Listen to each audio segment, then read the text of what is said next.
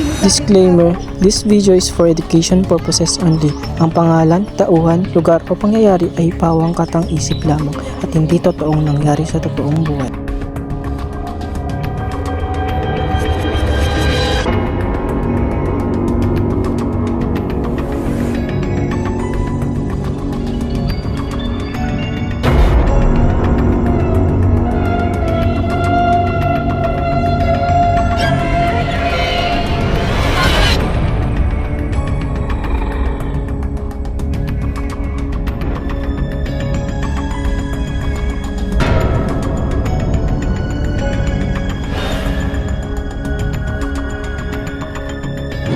May isang magkasintahan na masayang namumuhay ngunit may isang trahedya na hindi inaasahan. O Mahal, nandito na ako. O mahal, andyan ka na pala. Kain na tayo sa pasok pa mamaya. Sakto, gutom na rin ako. Kapagod sa school. Grabe, sobrang init ng panahon ngayon. Gusto nga palang araw mo dito, Mahal. Okay lang naman mahal, meron din nakakapagod. May nagugustuhan ka na sa school nyo, ha? Hindi ka na crush lang. Wala, malabo yun mahal. Oo pala, Mahal. May sasabihin pala ako sa'yo. Malabo na siguro ang pagpatuloy ng pag-aaral, Mahal. Dahil sa, naman, ang hirap ng buhay. May sakit pa si nanay. Hindi ko na alam kung tutulog lang sa'yo. Alam mo mahal, kaya natin yan. Basta magtutulungan tayo. Kaya tayo, Mahal. Baka lumamig pa yung pagkain.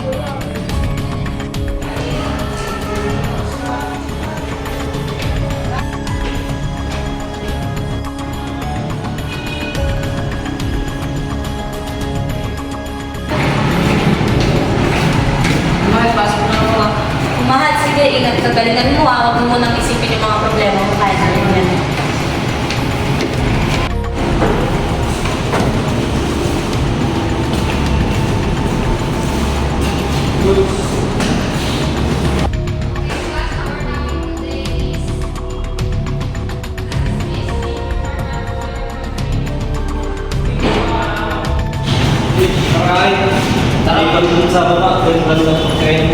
Ay, sorry to. Ganito na, wala akong pera-pera. Hintayin ko na lang yung jowa ko. Tuloy ako sa bahay ng nanay.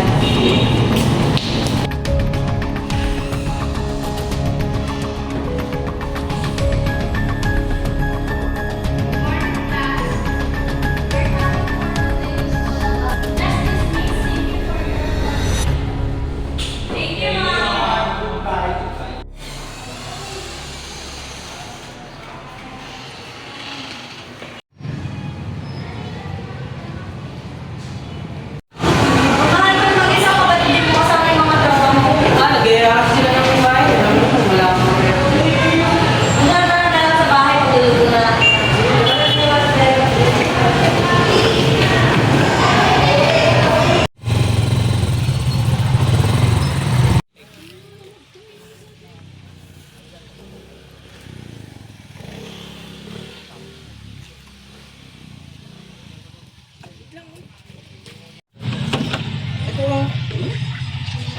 Uy, Ma! Day, anong nangyari sa'yo?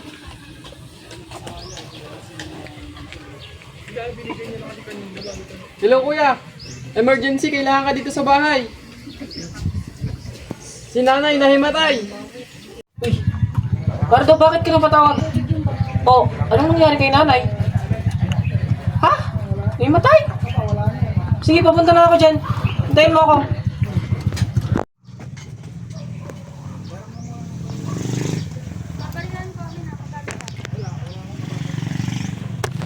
Ang findings sa nanay ko. Ay, may sakit ang iyong inay. Stage 4. Kailangan niyo ng malaking pera para magamot ang iyong inay. Ano, Tol? Kamusta si nanay? Kuya, huwag mo bibigla.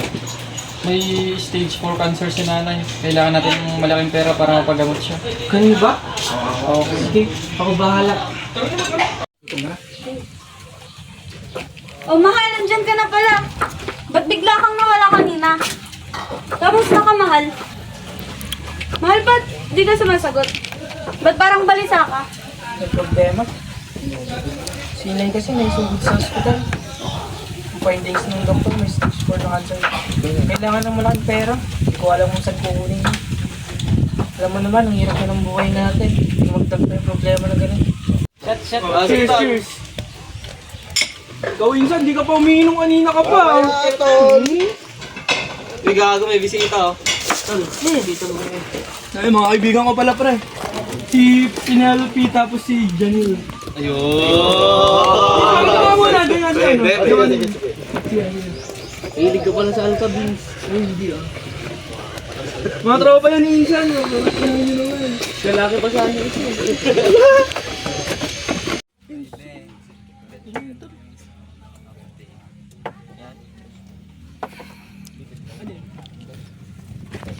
Bes, gusto daw ni Penelope yung nakapulo. Ikaw? Napapakilala ko. Uy, pre. Papakilala ko pala si yung tropa. Si Penelope. Hi. Tapos si Pepe. Pwedeng ano? Palit tayo. Okay lang, tol. Parang galit ah.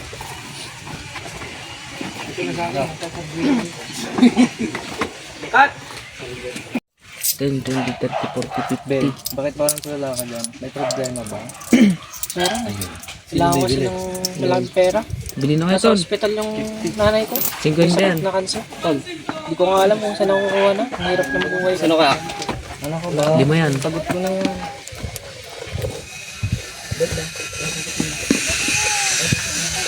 Ito, Ben.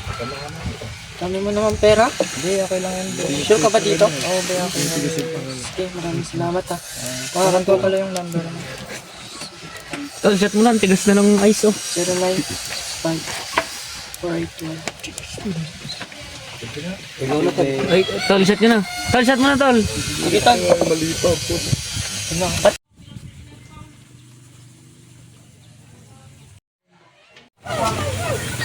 Mama, nandito na pala ako. Oh, mahal, nandyan ka na pala. Kumain ka na ba? Okay, busog pa ako man. May paalam pala ako. May pupuntahan ako. Saan ka pupunta, mahal? Kararating mo lang. Punta ako kay nanay. Baka kailangan ako dun. Pwede ba? Sige, ingat ka. Sige nga.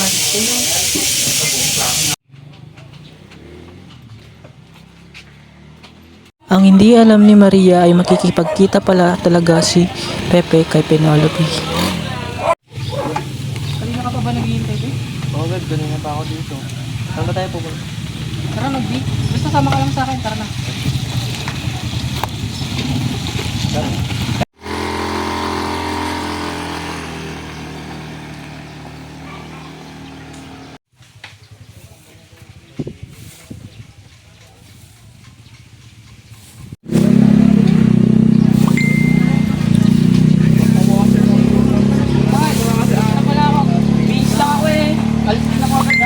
Oh, ba't aalis ka na naman? Kararating mo lang, di ba? Napapadala sa atin yung pag-alis mo, ah.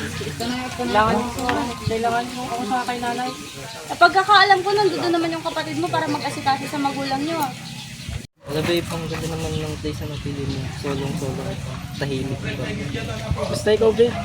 Ako, yakan kita. Teka lang pala, may bibigay ako sa'yo. Babe. Regalo ako. Ito. Ano to? Para saan to? Para sa tignan mo na lang sa labas mo. Babe, salamat ah. Oo, wala yun. Laki ng tulong mo sa akin, babe. Lalong lalo na sa pagpapagamot ng nanay ko. Maraming salamat ah. Wala yun. Baby, ito pala yung nire-regalo ko sa'yo. Oh, ganda naman. Grabe naman. NMAX pa, babe ah. Gamitin mo yun sa mga araw-araw. Maraming salamat, babe ah.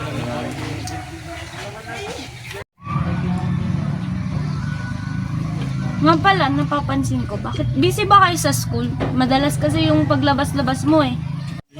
Ganun ba, mahal? Masyado kasing maraming ginagawa lang sa school, kaya lagi ako napapalabas ng palagi. Siguraduhin mo lang sa school yung pinaggagawa mo, ah. Walang kalokohan yan, ah. Oo naman, mahal.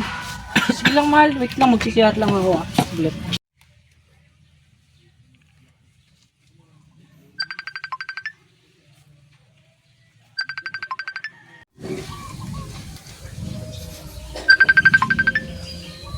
Sino to? Ba't baby?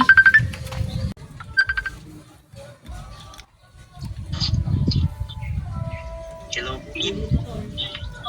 Asan ka na? Akala ko magkikita tayo ngayon. Hello, babe. Ba't di ka nagsasalita? Sino to? Ba't sino to? Girlfriend lang naman nung kinakausap mo. Ikaw sino ka?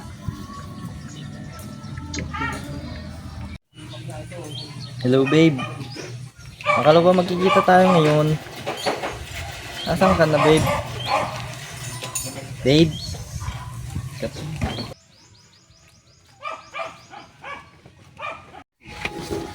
Oh, ano to? Kailan pa to? Anong ano yan, Mahal? Kailan mo pa ako niloloko? Anong niloloko? Hindi ko ano. Ano ibig sabihin na to? Ito ba? Ito ba? Nagawa ko lang naman to dahil sa kahirapan ng buhay natin eh. Kahirapan? Di ba sabi ko magtutulungan tayo?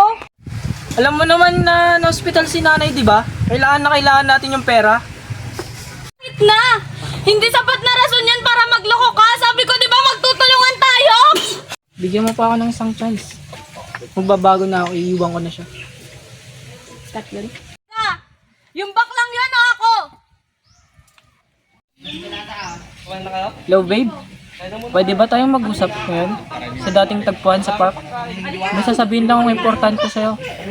Punta ka na lang dito, hinihintay kita. Sige, babe. Oh, babe, nandito ka na pala.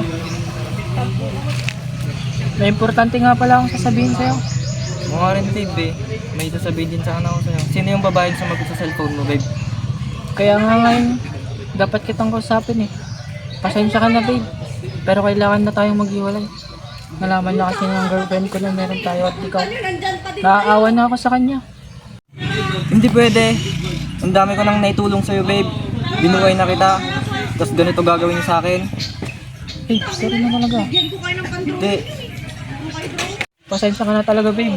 Wala na tayo. Lintik lang ang walang ganti. Makakaganti rin ako sa inyong dalawa. Saan kayong bahay ni Pepe?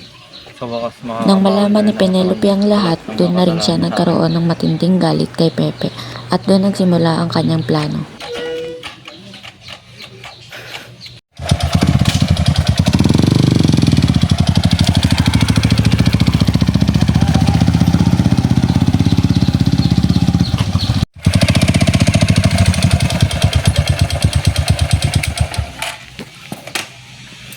Boss, pwede magtanong. Ay, ano lang boss, ano ba yan? Saan po yung bahay ni Pepe Lag? Ay, lang boss. Boss. Sige mo, salamat. Sige. Sa matinding galit ni Penelope, doon niya nagawa ang karumal-dumal na krimen kay Maria. Dito palang bahay ni Pepe, ah.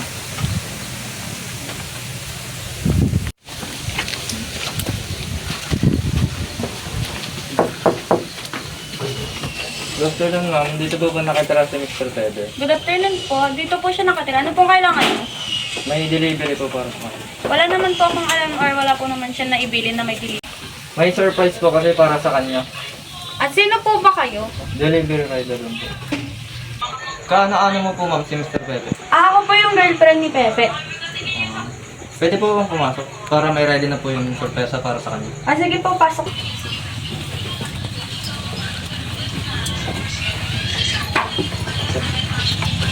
Oo po ba kayo? Wait lang po, kuhanan po kayo ng tubig. Sige po, ma'am. Salamat po.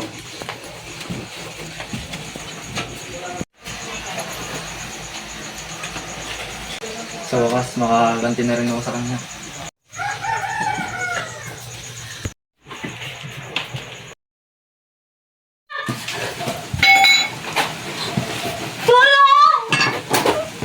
Good mo.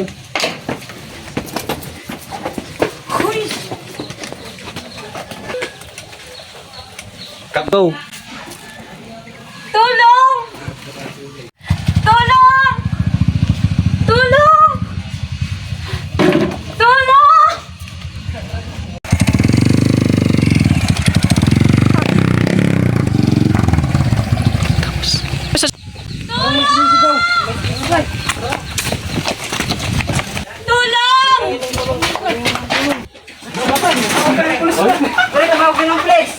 Hoy, patay!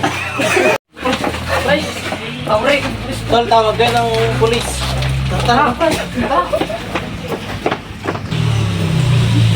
Hello, 911. Caloocan, Purok 5, may patay po dito.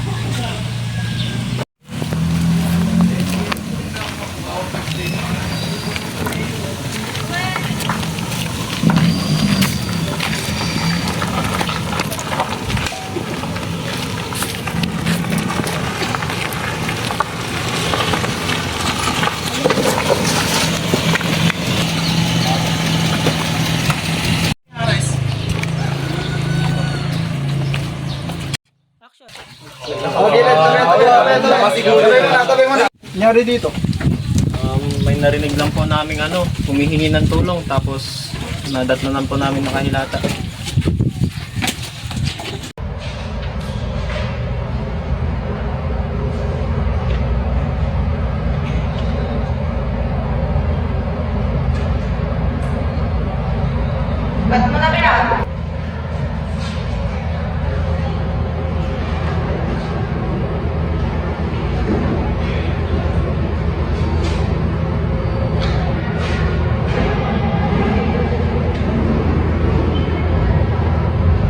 Good afternoon, sir. Sir, ito po yung result ng victim. Maaari mo bang Nakaranas po yung biktima ng pagkagalaw sa kanyang ulo dahil ito ay pagpukpok na malakas na bagal at nakaranas din po ng maraming beses na pagsasaksak sa kanya. Ito po ang saningin pinamatay niya. So yung nakuha pong klase ng mortis ng biktima ay pallor mortis dahil ito ay nakatulong dito sa pagtukoy ng saktong pagkamatay ng biktima.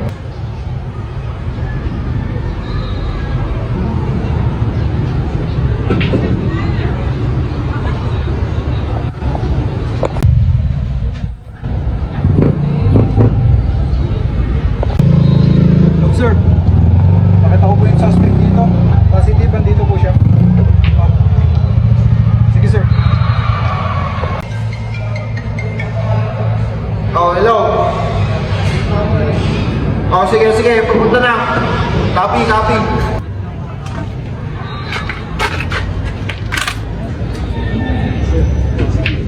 po yung suspect. Sir, positive. Nakita po yung suspect dito. Ayun po.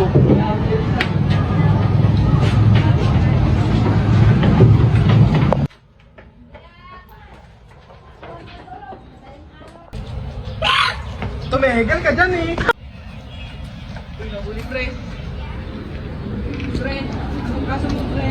Nga Lupi, hinuli ka namin dahil sa kasong pagpatay.